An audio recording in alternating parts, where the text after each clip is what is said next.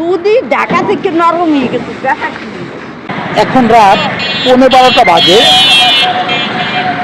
মা এবং ছেলে সন্তান বউ গ্রাম থেকে আসতেছে, সেই কারণে গাড়ি কখন আসবে জানি না, ওয়েট করতেছি তাদের জন্য।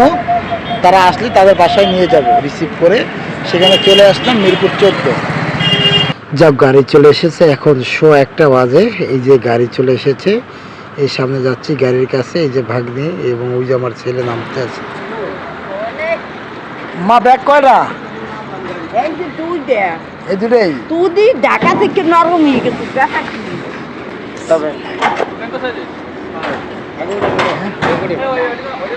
একটা আগে ভিতরে লই যে, ব্যাগগুলো উড়াইলই নাকি যাবো? একটা ভিতরে লই যায়। বউ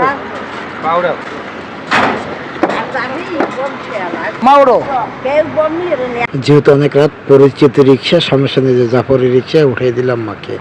আমাকে সিবি তো 50 টাকা। আরেকটা রিক্সা দাও। হ্যাঁ, যাবে দাও তাহলে। আমি বলবো ওই জায়গা ব্যাগ দিয়ে দাও, একটা ওইটা দিয়ে দাও।